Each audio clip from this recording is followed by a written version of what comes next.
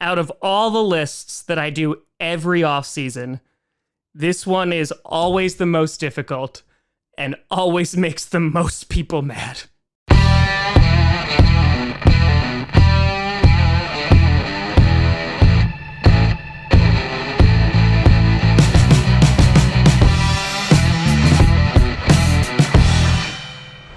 Grossi Posse Packer Nation.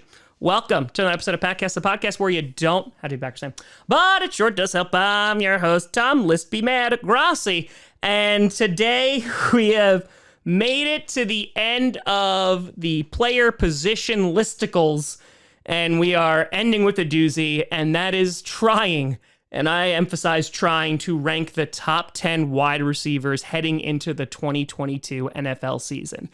Now, a lot of caveats here. One, a reminder. This is not who I think is going to have the best season in 2022, because then this list would look completely and totally different. We'll eventually debate that on GPS with Brandon Perna, so that's number one. Number two, this list was incredibly difficult. My honorable mentions, I think any of the guys that I'm going to mention could be in the top 10. I'm going to explain the criteria as to why I think that certain players were able to make the top 10, because again, this list was incredibly difficult to make because you have to take a look at, okay, this person was super duper productive, but how long have they been productive? Have they been consistent? How important are they to the team? What kind of quarterback is throwing to them, etc. So, with that being said, I understand it's going to ruffle some feathers, but it's okay. We'll get through it together. I'll start with my honorable mentions who did not make this list, which is already going to be a problem. That's DK Metcalf, Hunter Renfrow, Deebo Samuel, Jamar Chase. Let me stop right there. Jamar Chase didn't make this list. And I think he's in the top 5 of wide receivers that's going to have an amazing 2022 season. The only reason Jamar Chase is not on this list is simply because he's only done it for 1 year. Because these other guys, they've had 2 at least great seasons. The same thing with Deebo Samuel. Yes, he's been in the league longer and he's had good seasons before, but he had a breakout year last year. Like you look at Cooper Kupp, for example, who was on this list. Yes, he had the most amazing season last year, but he's also been really great consistently throughout his career. So Jamar Chase, you're going to be amazing. I appreciate you, but you didn't make this top 10. Chris Godwin is not on the list. Tyler Lockett, Adam Thielen, any one of those guys, I think you can make an argument to be in the top 10, but they aren't. So sorry. So starting off with number 10, you got Scary Terry himself, Terry McLaurin, playing for the Washington Commanders, which, folks, plays on the Commanders. Like, he already deserves some slack here. But the reason I'm putting him on the list is because he's a relatively new guy as well. Only 3 years, but has had back-to-back 1,000-yard season, has had 9 touchdowns, an average of 62.2% catch rating, one of the most surefire hands in the league. And the reason why I have him in the top 10 is because regardless of who his quarterback is, he still finds a way to be excellent. It doesn't matter if it's Taylor Heineke throwing to him. It doesn't matter if it's Fitzpatrick throwing him for 3 seconds. It doesn't matter who's throwing the ball. He's going to be good. I think he's going to be good under Carson Wentz. I think that Terry McLaurin is one of the most underrated wide receivers in the NFL. Hell, when he was going through the contract disputes with Washington, I was praying that he got traded to the Green Bay Packers because I really think he's a phenomenal player. And for him, unlike some of the other guys on this list, he hasn't really had consistent QB play, and he's definitely not had elite QB play. And the fact that he's still able to put up the numbers that he does, I think that warrants a top 10 spot. Number 9, you got Keenan Allen. Keenan Allen's always on my top 10 because he's another guy I feel like is grossly underrated in the league. From 2017 to 2021, he had over 1,000 yards in every single season, except in 2020, he missed it by a total of 8 yards. This guy is a stud. He's a great route runner. He is athletic. He's pretty physical when he needs to be. And in an offense that has a lot of weapons like Austin Eckler, like Mike Williams, he puts up great numbers. He did it with Phillip Rivers. He's doing it now with Justin Herbert. And yes, I think you can say he's had really good QB play, but I just think the longevity of Keenan Allen and the fact that he's able to put up these kind of numbers year after year after year, regardless of the weapons, regardless of the scheme, regardless of the coaching, I think that's a testament to how good of a player he is. And so because of that, yeah, he's my number 9 guy. Number 8, another guy who's only been playing for 3 seasons, but that is Mr. A.J. Brown.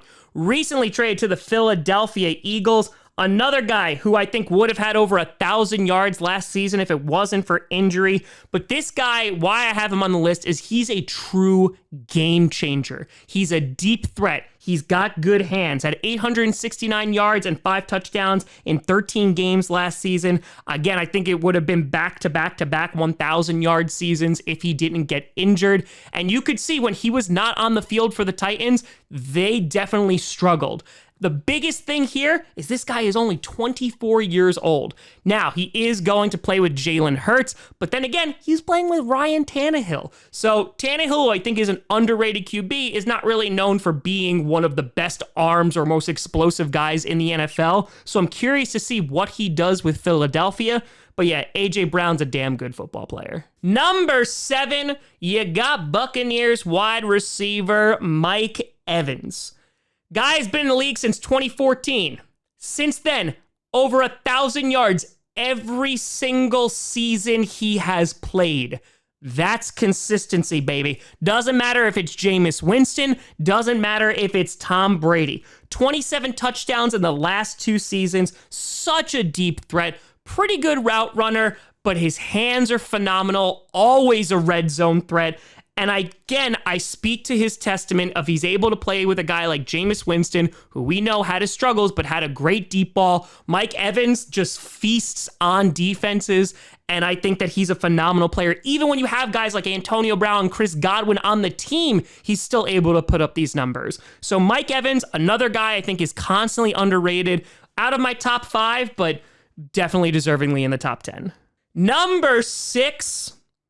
you got Justin Jefferson. Again, not a prediction on how they're going to do in the 2022 season, but he is the guy I have on this list with the least amount of experience. But in just 2 seasons, he has proven, especially with Kirk Cousins as your quarterback, that he is one of the best wide receivers in the league. I almost put him there at number 5, but in 2 years, this guy has put up insane numbers. He's put over 3,000 yards in 2 seasons, 17 touchdowns, 10 of which came last season. He's on a team with Dalvin Cook, who's a great running back. He's on a team with Adam Thielen, who could arguably be in the top 10 here. He's consistent.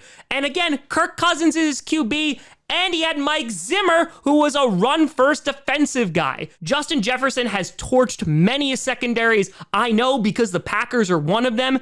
And if he is anywhere as good as he has been in the past 2 seasons, yeah, he's going to be in my top 5 next year because it doesn't look like anything is going to be slowing him down. Number 5, I got DeAndre Hopkins. This was the most difficult part for me about where to put DeAndre Hopkins. He was injured last year. Of course, he's going to miss the first 6 games of next season due to a suspension. But again, it's not a prediction. It's just overall where they are. DeAndre Hopkins is still one of the best wide receivers in the NFL when he's on the field. 2017 to 2020, all over 1,100 yards. He's a great possession receiver, and he's been able to carry that production over to Arizona. He was great on a really bad Houston Texans team. Yes, he had Deshaun Watson, who was a great quarterback, but considering they really didn't have a whole lot of other weapons, DeAndre Hopkins was that guy. He's still the number 1 wide receiver in Arizona, and they will be a much better team when he is on the field. Number 4, you got Stefon Diggs.